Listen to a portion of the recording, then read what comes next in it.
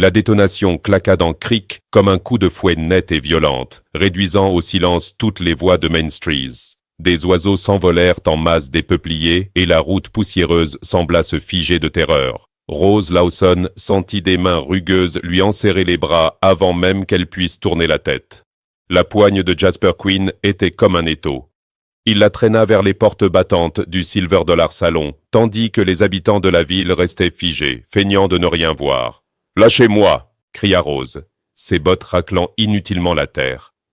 Ses cheveux blonds miel se détachèrent de leurs épingles tandis qu'elle se débattait. Elle n'avait que 22 ans, une institutrice loin de chez elle, et en cet instant, elle ressentit pleinement combien elle était seule. Quinn se pencha vers elle, son haleine gris lourde. « Tu te pavanes dans cette ville comme si tu valais mieux que tout le monde. Grenade et île ce soir tu vas apprendre où est ta place. » 6 mois plus tôt, Rose était arrivée à Willow Creek avec une petite valise et un cœur courageux. Venue de Boston, elle rêvait de former de jeunes esprits dans une ville frontière en pleine expansion. Elle croyait aux livres, aux leçons et à la puissance discrète de l'éducation. Elle n'avait pas cru aux hommes comme Jasper Quinn. Il possédait le saloon, contrôlait les fonds de la ville et terrifiait la moitié des habitants. Quand Rose l'avait confronté ce jour-là au sujet de l'argent manquant pour l'école, elle avait vu une lueur sombre dans ses yeux. Maintenant, elle savait exactement ce que c'était. « À l'aide, quelqu'un » implora-t-elle. Mais les hommes dans la rue détournèrent le regard. Tous, sauf un. Lucas Ali se tenait près de l'abreuvoir, les rênes de son cheval dans la main. Il s'apprêtait à rentrer à son ranch quand il avait entendu le cri de Rose. À 26 ans, Lucas avait vu assez de cruauté dans sa vie pour la reconnaître immédiatement. Il avait combattu pendant la guerre, conduit du bétail à travers des terres impitoyables, et bâti son ranch de ses propres mains. Les ennuis, il les évitait d'habitude, mais cette fois, c'était différent. Dès l'instant où Rose était descendue de la diligence des mois plus tôt, quelque chose dans sa force tranquille l'avait marquée. Elle se tenait droite, même quand le vent lui jetait de la poussière au visage. Elle traitait les enfants avec patience et respect. Son courage ne criait pas, il se tenait ferme, et maintenant, on la traînait comme un objet dans un endroit où aucune femme respectable ne devrait être forcée d'entrer. Quinn appela Lucas, la voix ferme et claire. « Ah, tes mains d'elle !» Le propriétaire du salon se retourna lentement, un sourire moqueur étirant son visage. « Occupe-toi de tes affaires, Ali. Elle me doit quelque chose. Moi, je ne te dois rien. » Rose étouffa un cri. Lucas avança d'un pas, ses bottes s'enfonçant dans la poussière. « Quoi que tu penses qu'elle te doit, règle ça correctement. Laisse-la partir. » Quinn claqua des doigts. 2 hommes à sa solde s'avancèrent brutaux et de bagarre. Lucas ne porta pas la main à son arme. Pas encore. Le premier homme se jeta sur lui. Lucas esquiva et lui enfonça son poing dans l'estomac. Le second égua un pistolet, mais Lucas fut plus rapide. Il fit voler l'arme et asséna un coup violent qui envoya l'homme s'écraser dans la rue. Des exclamations parcoururent la foule. Quinn jura et traîna Rose à l'intérieur du salon. Lucas le suivit sans hésiter. Le piano s'arrêta net quand il franchit les portes. La fumée flottait épaisse dans l'air. Les lampes à huile projetaient de longues ombres sur les tables de jeu et les bouteilles de whisky. Tous les regards se tournèrent vers lui. Quinn se tenait derrière le comptoir, serrant toujours le bras de Rose. Son visage était pâle, mais son menton restait relevé. « Ça s'arrête ici », déclara Lucas en traversant le plancher couvert de sueur. « Tu es sur ma propriété » cracha Quinn.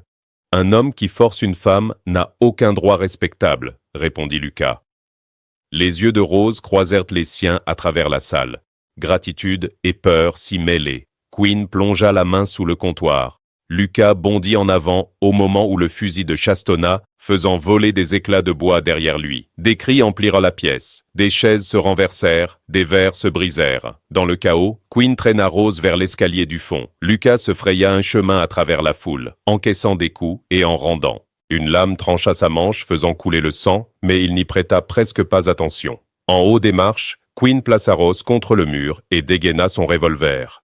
Lucas le percuta avant qu'il puisse viser correctement. Le coup partit vers le plafond. Ils s'empoignèrent dans le couloir étroit. Point contre Cheros. Quinn était plus massif, mais Lucas avait la force forgée par des années de l'or sous le ciel ouvert. « Cours !» cria Lucas à Rose. Au lieu de cela, elle saisit un lourd chandelier sur une table et frappa Quinn, à la tête. Le propriétaire du salon vacilla. Lucas porta le coup final qui l'envoya s'écraser au sol. Sans perdre une seconde, Lucas souleva Rose dans ses bras. Elle passa ses bras tremblants autour de son cou, tandis qu'il la descendait dans l'escalier. La foule s'écarta devant son regard. Personne n'osa s'interposer. Dehors, l'air du soir était frais et pur. Lucas la porta directement jusqu'à son cheval. « Tu es blessé ?» demanda-t-il en la reposant doucement, gardant un bras autour de sa taille. « Non, » murmura-t-elle. « Merci. » Il l'aida à monter en selle et grimpa derrière elle. Tandis qu'il quittait la ville au galop, Rose s'appuya contre son torse épuisé, mais en sécurité. « Je t'ai causé des ennuis, » murmura-t-elle. « Les ennuis t'ont trouvé ?» répondit Lucas doucement. Son ranch se trouvait à 8 kilomètres de la ville, niché dans une vallée tranquille. De la fumée s'élevait de la cheminée, tandis que le crépuscule peignait le ciel de pourpre d'or doux. Quand ils arrivèrent à la cabane, Lucas l'aida à descendre avec précaution. Ses mains s'attardèrent un instant à sa taille pour la stabiliser. À l'intérieur, la cabane était simple mais chaleureuse.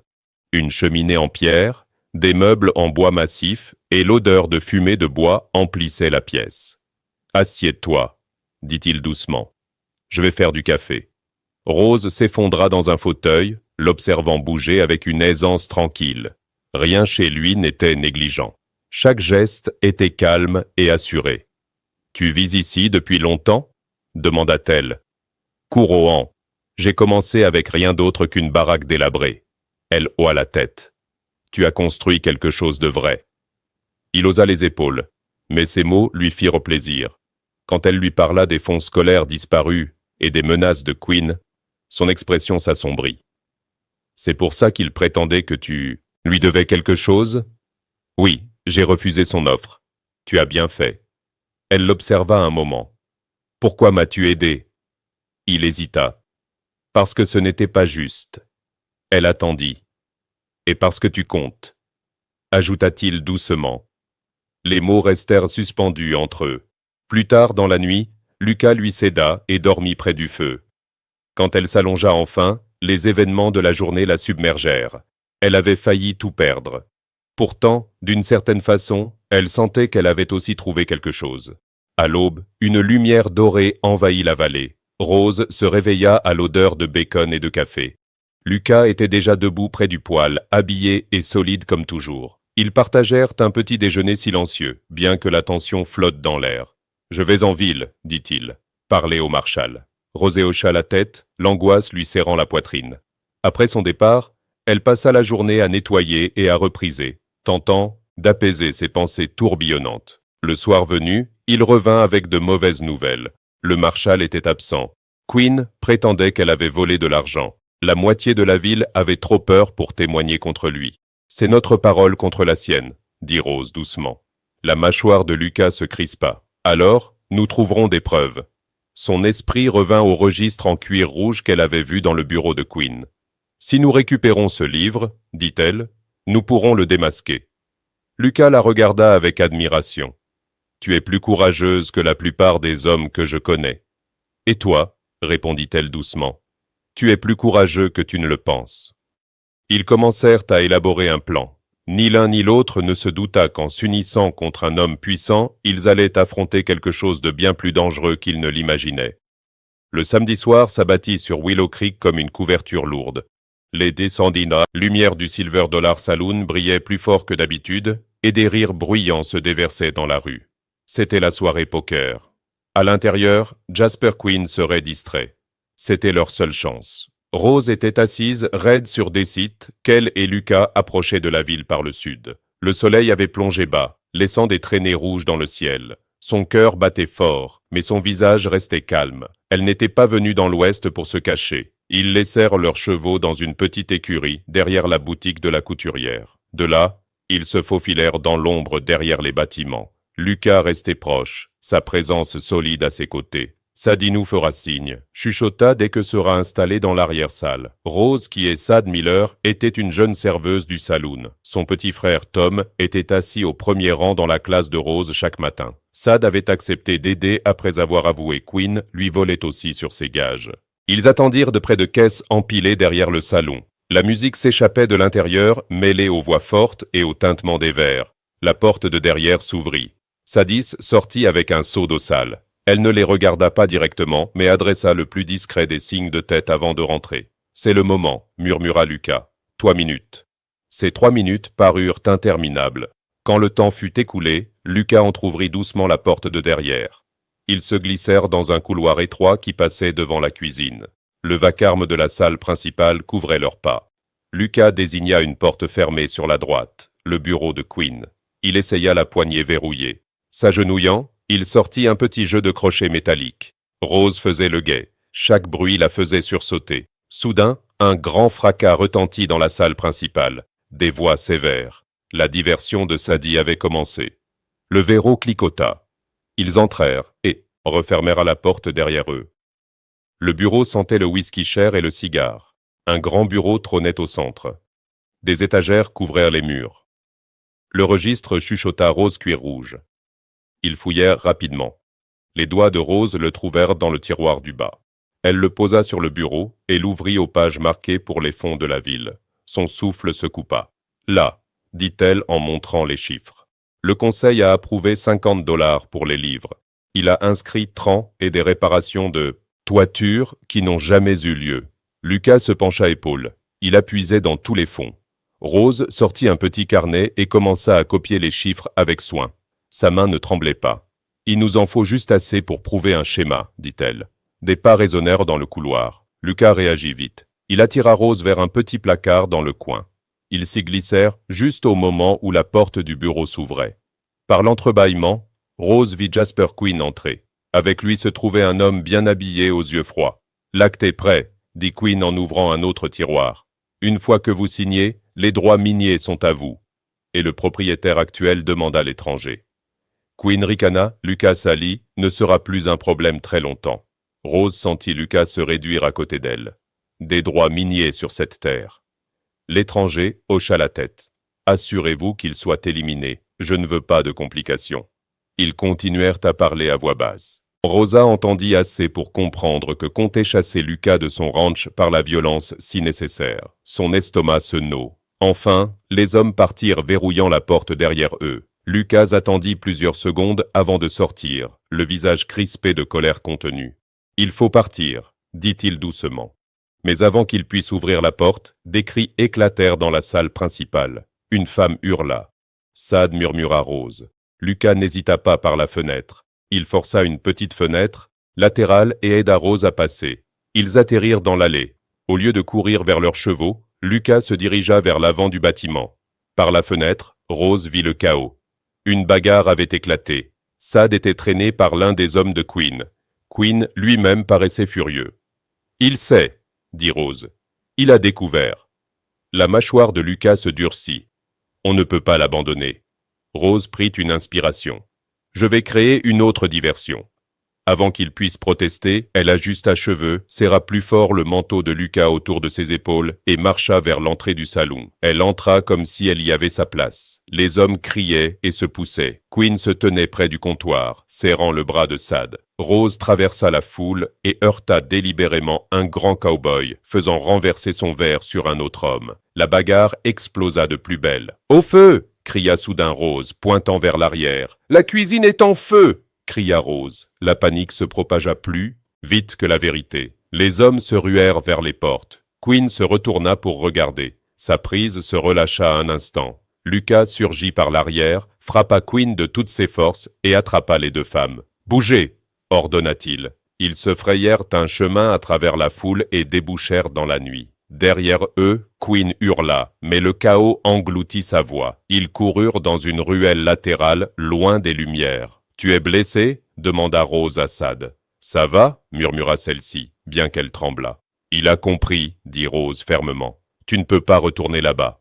Lucas au chamen avec nous. » Ils récupérèrent les chevaux et galopèrent hors de la ville. Le trajet jusqu'au ranch fut tendu. Chaque bruit les faisait se retourner, mais personne ne les suivait. Henri les attendait dehors devant la cabane. Son visage s'assombrit quand il apprit ce qui s'était passé. À l'intérieur, Rose leur montra les chiffres qu'elle avait, copiés du registre. Lucas raconta à Henry l'histoire du marché minier. « Ils veulent Tether », dit Henry doucement. « Ça veut dire qu'elles valent quelque chose », répondit Lucas. « Du charbon peut-être. Le chemin de fer arrive. Quoi qu'il en soit, Quinn était prêt à tuer pour cela. Ils décidèrent que Saad resterait au ranch pour sa sécurité. Henry irait chercher Tom pour l'amener également. Cette nuit-là, ils se relayèrent pour monter la garde. Rose resta éveillée, les yeux fixés au plafond. Elle sentait encore les bras de Lucas autour d'elle quand il l'avait portée hors du salon quelques jours plus tôt. Tout avait changé si vite. Vers minuit, un coup de fusil claqua dehors. Puis un autre. « À terre !» cria Lucas. Une fusillade éclata autour de la cabane. Quinn n'avait pas attendu. 5 hommes encerclaient le ranch, tirant depuis l'obscurité.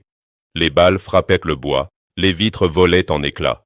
Rose et Saad se recroquevillirent d'abord dans la chambre, mais quand une calmie survint, Rose saisit le fusil à pompe que Lucas avait laissé pour leur protection. « Je sais tirer », dit-elle à Sadie. « Mon père m'a appris. » Elle entra dans la pièce principale. Lucas était à la fenêtre, fusil prêt. « Rose », commença-t-il. « Je ne me cacherai pas, » répondit-elle. Il hésita une seconde, puis hocha la tête. « Reste baissé. » Les tirs reprend. Henry cria depuis l'arrière de la cabane. Lucas se déplaça rapidement, riposta, mais Rose visa par l'ouverture étroite et tira quand elle vit une ombre trop proche. Un homme s'effondra avec un hurlement. Le combat dura plus longtemps qu'il n'aurait dû. Puis le silence tomba. Lucas sortit discrètement pour vérifier l'écurie. Les minutes s'étirèrent comme des heures. La porte s'ouvrit brusquement. Il revenait en soutenant Henry. Du sang tachait le pantalon du vieil homme. « La balle est ressortie, » dit Lucas. « Il va vivre. » 3 assaillants étaient à terre, 2 s'étaient enfuis. « Ils vont prévenir Quinn, » dit Henry entre ses dents serrées. « La prochaine fois, ce sera lui qui viendra. » À l'aube, alors que le ciel s'éclaircissait, Lucas prit une décision. « On part, » dit-il. Tous. Rose regarda autour d'elle la cabane qui était devenue son refuge. Où? Au nord, chez la sœur d'Henry. Quinn ne s'y attendra pas. Ils firent leurs bagages rapidement. Provisions, armes, le peu qu'ils pouvaient emporter. Rose observa Lucas selle chevaux dans l'écurie. Ce ranch représentait des années de travail, et maintenant il devait l'abandonner. « Je suis désolé, » murmura-t-elle. « Ce n'est que de la terre, » répondit-il, mais ses yeux trahissaient à la perte. Les gens comptent plus. Elle posa la main sur son bras. On va réparer ça. Il la regarda avec une profondeur et une certitude nouvelles. Quand tout cela sera fini, j'aimerais te faire la cour comme il faut. Malgré le danger, une chaleur envahit sa poitrine. J'aimerais ça. Avant qu'un mot de plus puisse être échangé, la voix d'Henry retentit. Des cavaliers. Ils se précipitèrent dehors. Un nuage de poussière montait de la route. Au moins une douzaine d'hommes galopaient vers le ranch. Le cœur de Rose se serra. Quinn dit « Lucas ». Mais à mesure qu'ils approchaient, elle vit quelque chose d'inattendu. L'homme en tête n'était pas Jasper Quinn, c'était le marshal Thompson. Et à ses côtés, chevauchait le juge Parker. Entre 2 adjoints, les mains liées, se trouvait Jasper Quinn. Rose resta bouche bée. Les cavaliers s'arrêtèrent devant le ranch. On l'a intercepté alors qu'il tentait de quitter la ville, lança le marshal avec de l'argent qui ne lui appartenait pas. Sadie s'avança depuis l'arrière de la cabane. « C'est moi qui suis allé chercher de l'aide, » dit-elle doucement. Pendant la fusillade, elle avait galopé dans la nuit. Rose sentit une vague de fierté et de soulagement. Le juge Parker examina les chiffres copiés du registre. « Cela confirme les accusations, dit-il.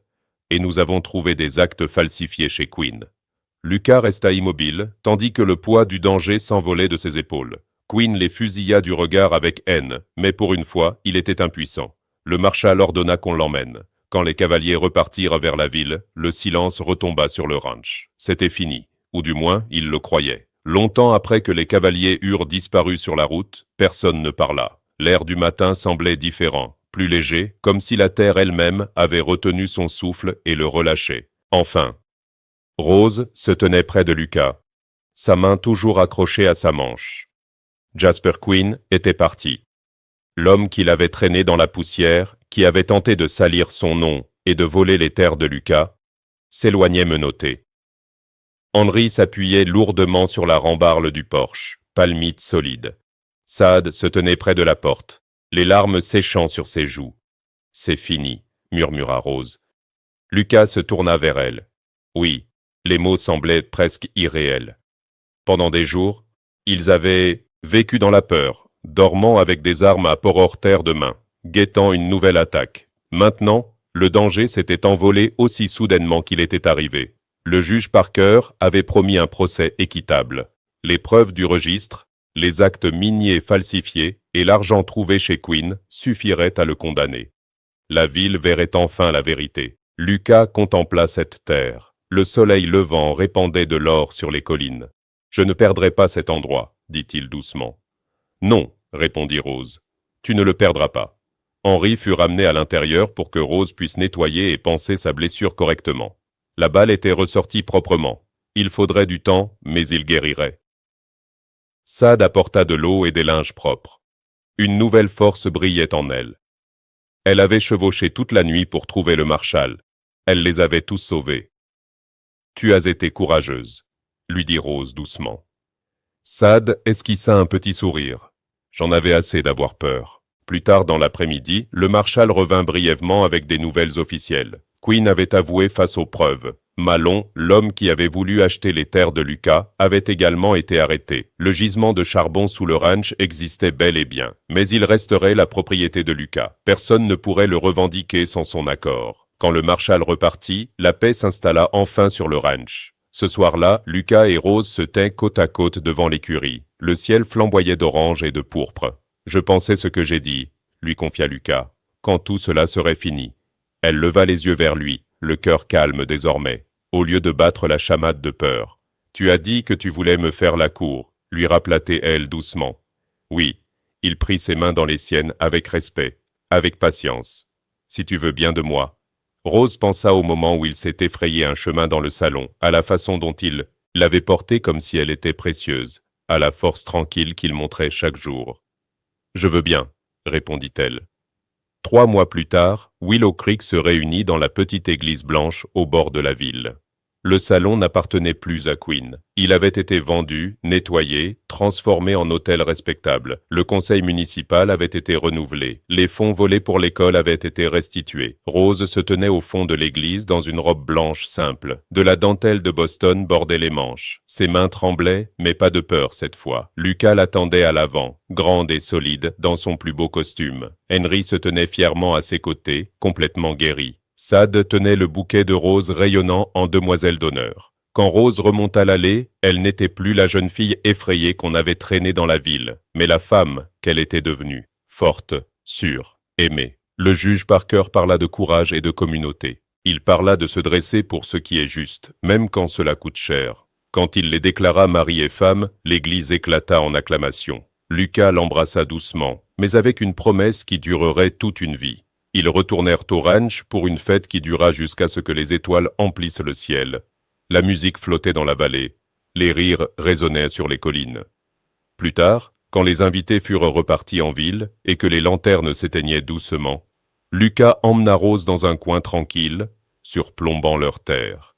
« C'est à toi autant qu'à moi maintenant », dit-il en lui tendant l'acte de propriété. Les 2 noms étaient clairement inscrits sur le papier. Rose suivit lentement les lettres du doigt. Elle était venue dans l'Ouest en quête d'indépendance. Elle avait trouvé un partenariat.